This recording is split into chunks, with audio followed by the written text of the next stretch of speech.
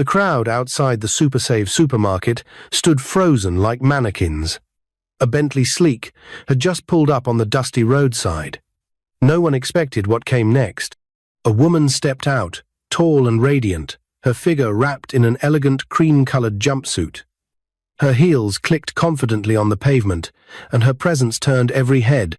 That was Monica. People knew her.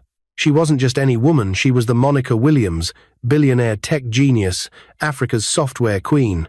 The Monica behind M-Tech, the face on Forbes Africa, the one every mother prayed their daughters would become. But today, Monica wasn't here for an interview, or a board meeting, or to shop for exotic wine. She was walking straight toward a homeless man. He sat on the sidewalk near a stack of empty crates, his tattered brown coat layered over a faded green shirt that hadn't seen soap in weeks. His beard was tangled like a forest, his hair spilled out in every direction. A ragged black bag hung from his shoulder like it was carrying his entire life. He looked up slowly, confused. No one ever came to him, especially not a woman like that. She paused in front of him and smiled. "My name is Monica," she said, softly. The man blinked.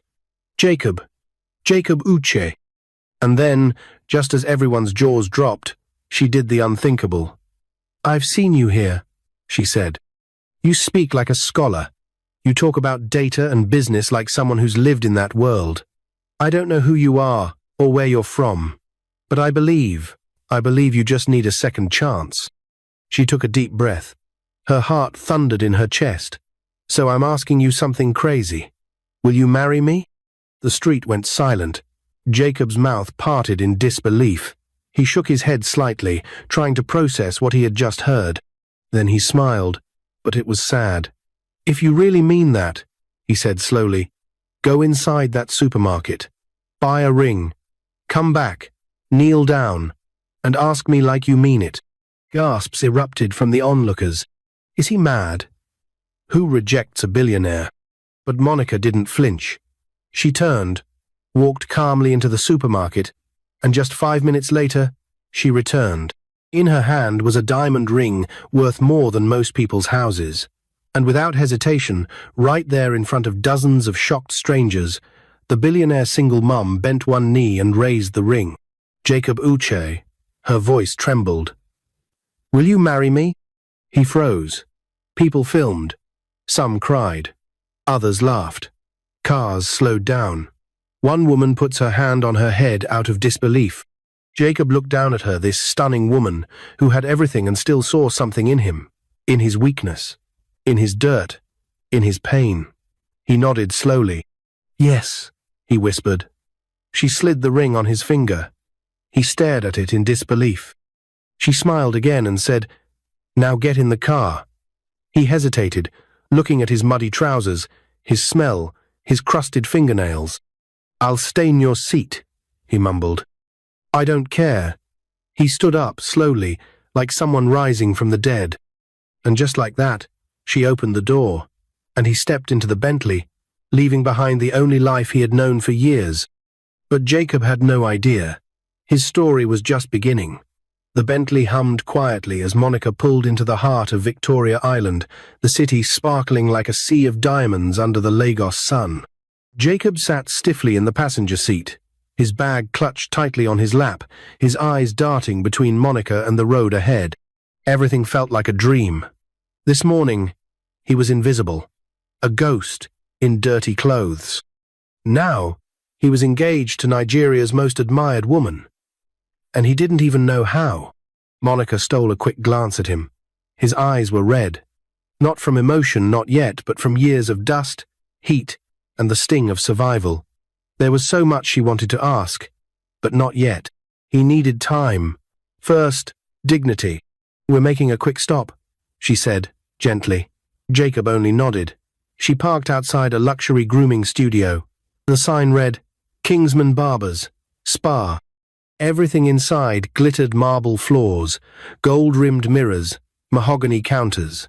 A man in a white shirt opened the door with a bow, but paused when he saw Jacob. Monica stepped in first. "He's with me," she said. That was enough.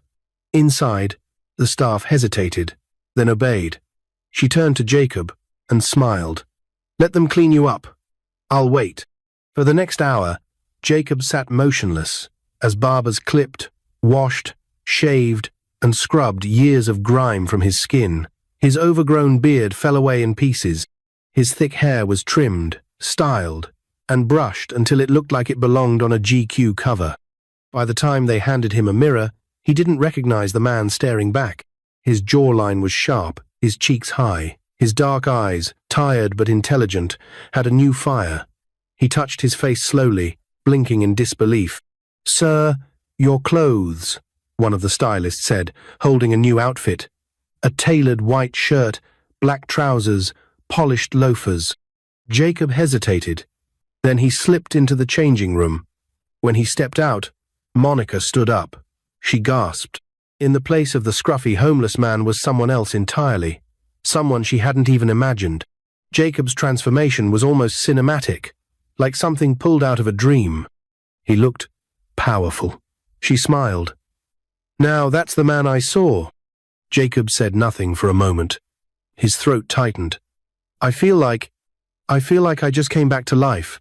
"You haven't seen anything yet," Monica said. They got back into the Bentley and headed home. When they reached the gate, Jacob's eyes widened. "This is your house?" he asked. "No," she smiled. "It's our home now." The gates rolled open, revealing a massive white mansion wrapped in glass, with tall palm trees lining the driveway. A fountain danced in the center, and a golden retriever barked joyfully from the garden. Jacob stepped out slowly, like a child walking into a fairy tale. Inside, the mansion smelled of vanilla and lavender. Every surface sparkled. Crystal chandeliers hung from the ceiling. The living room had art from Ghana, Egypt, South Africa, a blend of African royalty and modern elegance. On the grand staircase stood a little girl with curly hair and sleepy eyes. She rubbed her eyes and asked, "Mommy, who's that?" Monica opened her arms. "Sophia, come say hi." The girl ran down and wrapped her arms around her mom. Then she looked up at Jacob. "This is my friend," Monica said, crouching beside her. "His name is Jacob. And guess what? He's going to be spending a lot of time with us now." Sophia studied him. "Are you a good person?" Jacob smiled softly. "I'm trying to be." "Then you can stay," she said. "But no scary stories at night." Jacob chuckled for the first time in years. That night, Monica gave him a guest room, though it looked more like a 5-star hotel suite, and brought him a plate of hot jollof rice, fried plantain, and chicken. He ate slowly, savoring every bite.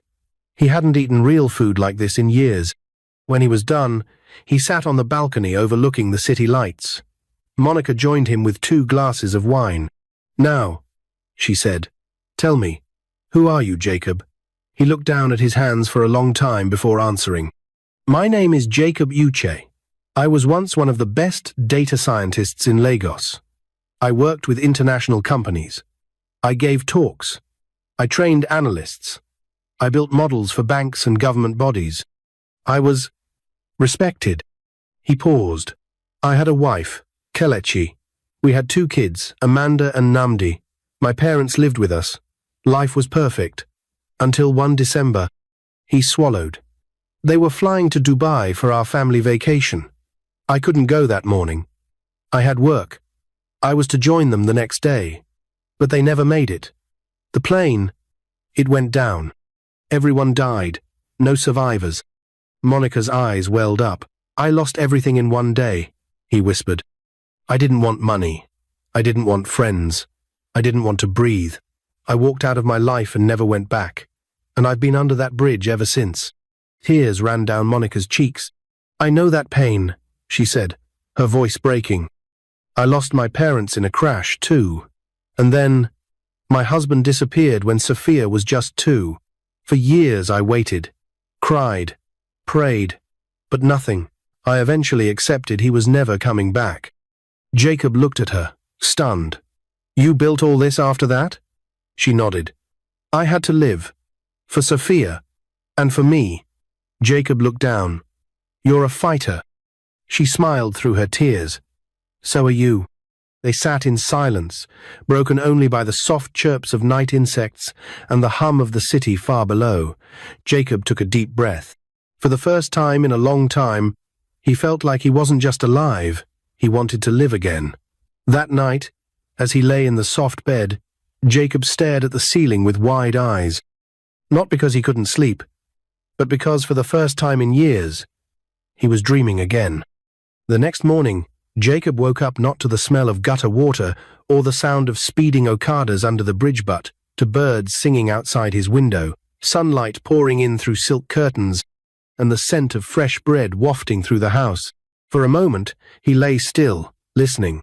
Then he sat up suddenly, half expecting the whole thing to dissolve. Was he still dreaming? But there was the room, neat, polished, warm. He touched his freshly trimmed beard, ran his fingers through his now clean hair, and smiled faintly. This was real. A soft knock on the door broke his thoughts. "Come in," he said. It opened, and Sophia peeked in. "Good morning, Mr. Jacob. Mommy said to tell you breakfast is ready." "Good morning, Sophia," he replied, smiling. "And you can call me Uncle Jacob." She grinned and nodded, then disappeared down the hallway. Jacob took a deep breath, got dressed, and headed downstairs. Monica was already seated at the dining table, dressed in a sleek, navy blue suit, her laptop open beside a bowl of fruit. "Good morning," she said with a kind smile. "Morning," he replied, settling into the seat across from her. The table was filled with eggs, bread, pap, akara, and fresh orange juice. "I hope you're hungry." Jacob blinked. "It's been a long time since I had this kind of meal." "Then eat up," she said, closing the laptop. "You're going to need your strength." He gave her a curious look. "Why? Are we going out?" Monica leaned back in her seat and sipped from her cup. "No," she said slowly. "You're starting work today." Jacob coughed. "Work?" She nodded. "I didn't just propose to you for sympathy. I meant it. And I see a man with a mind too brilliant to waste. M-Tech needs someone like you. Monica, I haven't worked in years. I'm rusty." She smiled gently. "Then you'll polish up fast. You were a top data scientist once. That skill doesn't vanish. You just need someone to remind you who you are." He looked down at his plate, hands trembling slightly. "I don't know if I'm ready." "I do," she said softly. "Trust me." Jacob didn't speak again, but deep inside, something stirred, something that hadn't moved in years. Hope. Later that afternoon, Jacob followed Monica into the glass tower that housed M-Tech headquarters, one of the most advanced tech companies in Africa. Inside, it was all glass, chrome, and confidence. Employees wore branded shirts and ID tags. Everyone walked with purpose. As Monica entered, staff members greeted her with respect. Heads turned when they noticed Jacob walking beside her. Some whispered, "Is that her driver?" "No, that's not her security detail either." "Who is he?" But no one dared ask directly. They entered the executive floor, and Monica opened the door to a private office spacious, sunlit, with 3 monitors, whiteboards covered in data charts, and a welcome note that read, "Welcome Mr. Uch, Head of Data Intelligence." Jacob froze. "This is for me?" She nodded. "From today, you're our head of data intelligence. You'll be working directly under me." Jacob stepped in slowly, scanning the room. It felt like he had stepped back into a part of his soul that had been locked away for years. He turned to Monica. "Are you sure?" "Absolutely." From that moment, Jacob began to rediscover himself. At first, it was hard. The software had evolved, the tools were newer, the algorithms had changed. But his instincts never left him. Within a week, he was analyzing company metrics, spotting trends no one else had seen, and suggesting changes that began saving the company millions in optimization. Monica would watch him from her office with quiet pride. One afternoon, she walked into his space and placed a file on his desk. "You just saved us 250 million naira in annual losses," she said. "The board is impressed." Jacob looked up, stunned. "I was just doing my job. That's what makes you great." He blinked, overwhelmed. I don't even know how to say thank you. Monica smiled, folding her arms. Then don't. Just keep being brilliant. They shared a look that lasted longer than it should have. A quiet, growing warmth neither of them had felt in years. Weeks turned into months. Jacob wasn't just surviving anymore, he was thriving. He gave talks in conferences, led data teams, and became a mentor to young analysts across the country. His once hollow eyes now shone with life. And as for Monica, something changed too. She laughed more, smiled deeper, worked less after hours, and spent more evenings on the balcony with Sophia and Jacob, talking about life and dreams. One night, as rain pattered gently outside and Lagos traffic glowed in the distance, Monica looked at Jacob. "Why did you say yes that day?" Jacob chuckled. "Honestly, I thought you were mad." She laughed. "But," he continued, "there was something in your eyes. I didn't know what it was. Maybe grace. Maybe courage. Maybe just hope. But I needed it." Then he turned serious. "But I didn't believe you. Not really. That's why I made that request. I wanted to know if you were serious. If you'd actually kneel. I never thought you'd do it." Monica tilted her head. "And now?" He took her hand gently. "Now I know you were an angel in disguise."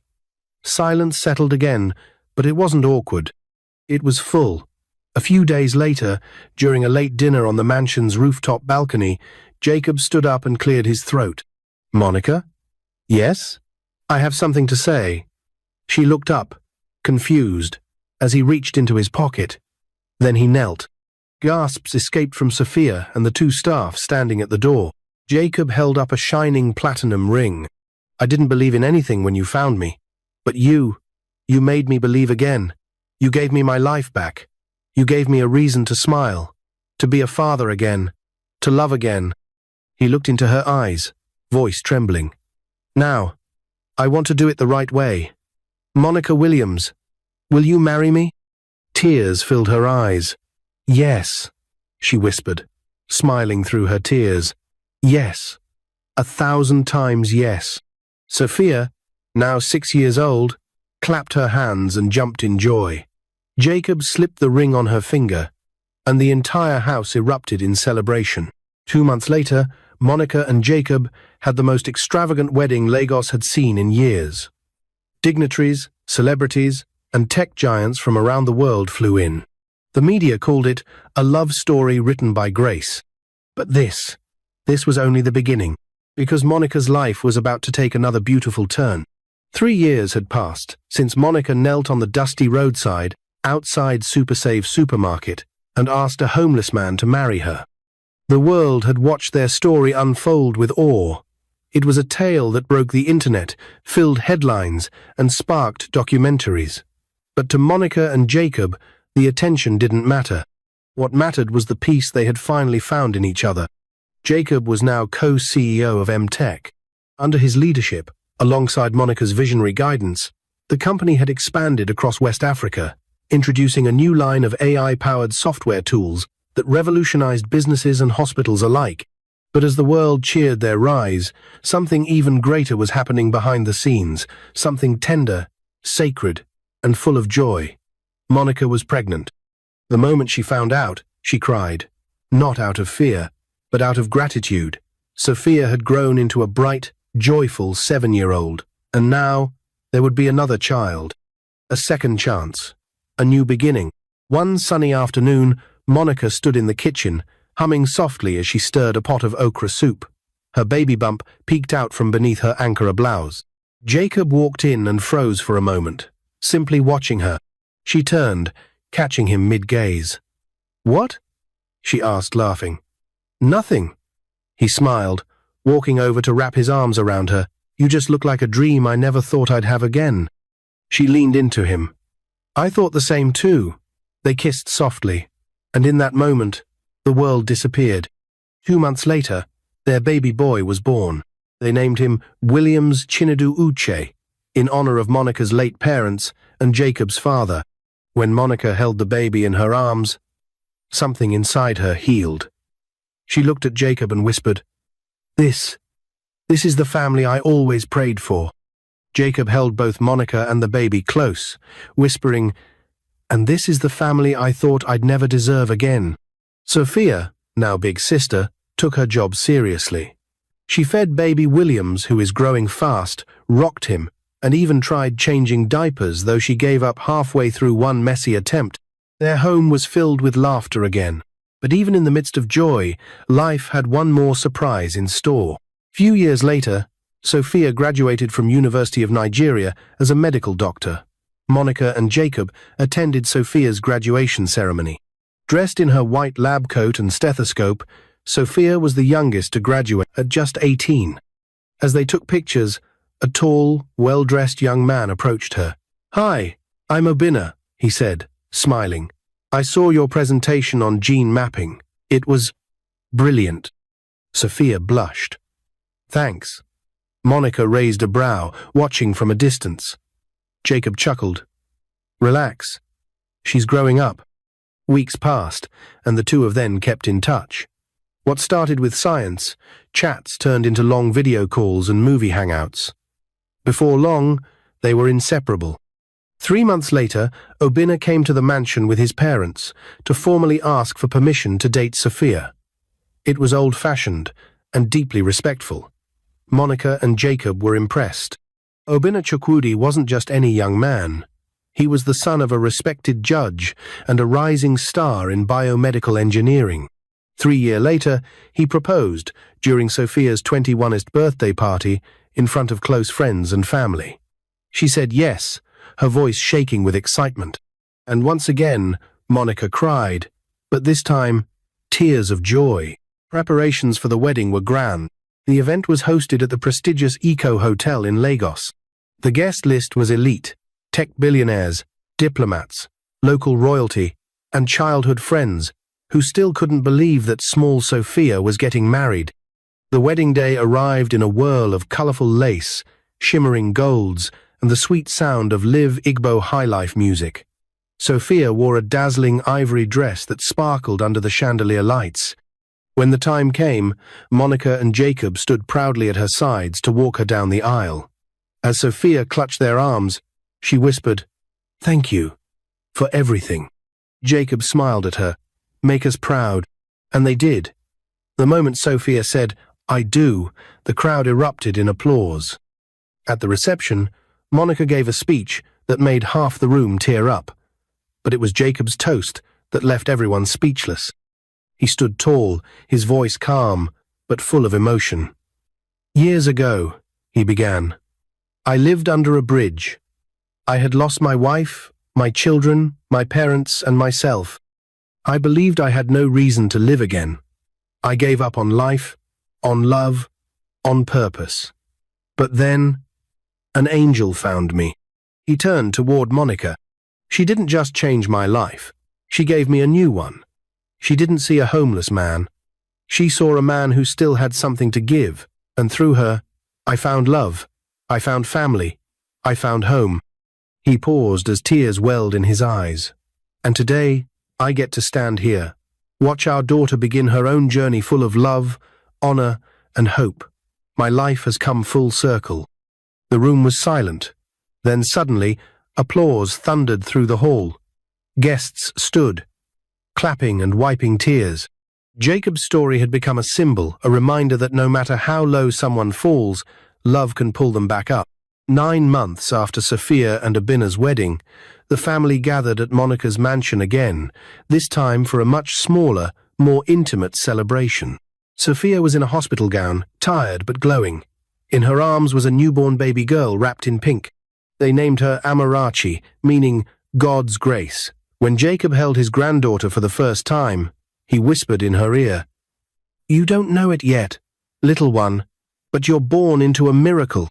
The house was filled with joy. That evening, the entire family sat on the balcony, watching the sun set over Lagos. Sophia, Obinna, baby Amarachi, Monica, Jacob, and little Williams, now a bubbly toddler chasing butterflies across the garden. "I can't believe this is my life," Monica whispered. Jacob smiled, wrapping his arm around her. "I can," he said, Because everything good starts with belief. Just then, Monica's phone buzzed. It was an email from the Nigerian Ministry of Science and Technology. Subject: 20th Anniversary Celebration. M-Tech. To receive Lifetime Impact Award. She read it aloud, her voice trembling. They're awarding us. Jacob grinned. You deserve it. No, she said, turning to him. We deserve it. The 20th anniversary celebration of M-Tech was held at the Landmark Centre in Lagos. The hall glittered in white and gold, with banners showcasing Monica and Jacob's journey. From startup to stardom.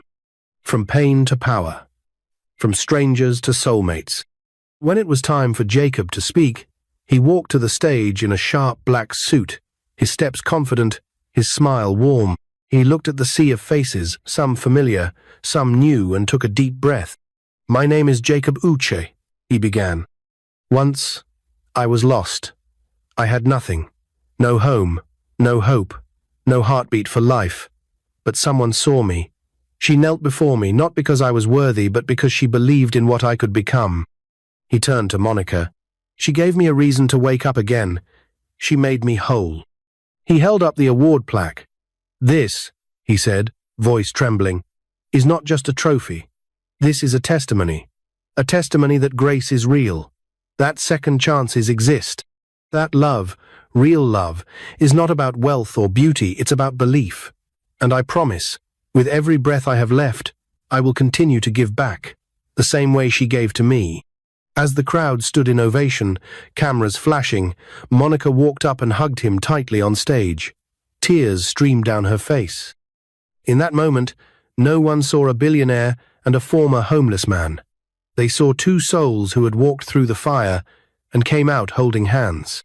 10 years had passed since Monica Williams knelt on a dusty Lagos street and asked a homeless man to marry her. 10 years since Jacob Uche, the man once forgotten by the world, became not just her husband, but her partner in life, love, and legacy. Together, they had built more than a company. They had built a family, a home, a symbol of second chances. Now, as the sun bathed the lush gardens of their estate in a golden hue, Monica stood by the window, sipping tea and watching her two children play in the backyard. Williams, now a curious and brilliant 9-year-old, chased butterflies with a net in one hand and a tablet in the other. His latest obsession? Coding a butterfly tracking app. Beside him, little Amarachi, Sophia's daughter, giggled as she ran barefoot through the grass, her dress fluttering like wings behind her. Behind them stood Jacob, older now, silver streaks in his beard, but stronger than ever. He held a watering can, tending to the roses with care. Monica smiled. This simple, quiet joy was everything she had once cried for, everything she had prayed for, everything she now held close. But beneath the peace, a new dream had begun to stir in her heart. That evening, after dinner, Monica gathered the family in the living room. Sophia and Obinna sat on the couch, with Amarachi between them. Jacob settled beside Monica, their hands intertwined. I have something I want to share, Monica said, her tone gentle but firm. Everyone turned to her. I've been thinking. It's time to do more. Obinna leaned forward. More? Monica nodded. M-Tech has transformed businesses. We've helped governments, hospitals, schools. But now, I want to create something for people like Jacob once was. Jacob's brows rose slightly. I want to launch the Uche Foundation, she said, turning to him. A place that gives second chances, that finds the forgotten and reminds them they're not useless. That trains and employs the homeless, widows, and orphans with skills in tech, design, and business. That tells them, you can still rise. Jacob stared at her, moved beyond words. Sophia clapped slowly. Mom, that's beautiful. Obinna nodded. We'll help, however we can. I already have the land, Monica continued. I bought it quietly in Agay. It used to be a market, but it's perfect. I want to break ground next month. I want the Uche Foundation to live long after we're gone. Jacob's throat tightened. You're naming it after me? She smiled. After us. After what you represent." He blinked away tears. "You never stop surprising me." Monica turned to Williams. "And one day, when you're grown, this will be part of your story too." Williams grinned. "I'm already writing the code for the website." The room burst into laughter. 3 months later, the Uche Foundation was launched. It was a sprawling facility with dormitories, classrooms, computer labs, counseling centers, and startup incubators. But more than the buildings, it was the people who made it powerful. Dozens of former beggars now wore suits and held laptops. Widowed women now stood before projectors, teaching others how to design websites. Young boys who had once hawked pure water now presented their inventions to international investors. And every plaque, every classroom, carried a line that became their slogan, "Your story isn't over yet." At the ribbon-cutting ceremony, Monica stood before the crowd, her voice steady. "This place is not charity," she said. "It's justice. It's a reminder that no human being is too far gone to be redeemed." I was celebrated. Yes. But I was also broken once. So was Jacob. And now, look what God has done. As thunderous applause filled the air, Jacob stepped forward to add, "When I lost my wife, my children, my parents, I lost myself. But then Monica gave me a reason to live again." That's what this foundation is about. Giving people a reason. That night, as the foundation's lights twinkled across the city skyline, Monica and Jacob stood on the rooftop of the new building, holding hands. "I'm proud of you," Jacob said. Monica turned to him. "I'm proud of us." He nodded. "You know, sometimes I think about that day. Outside Super Save. I still wonder what made you stop." Monica looked up at the stars. "You know what I saw that day?" Jacob raised a brow. "I saw someone who knew pain, but refused to let it take his mind. You talked like a man who still had brilliance inside him. I saw a broken king, and I knew I was looking at someone God wasn't finished with." Jacob smiled.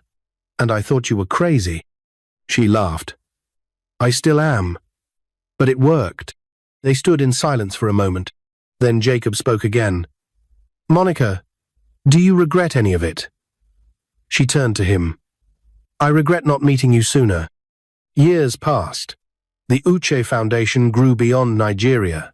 Monica and Jacob became keynote speakers at global conferences. Their story was told in books, films, and schools.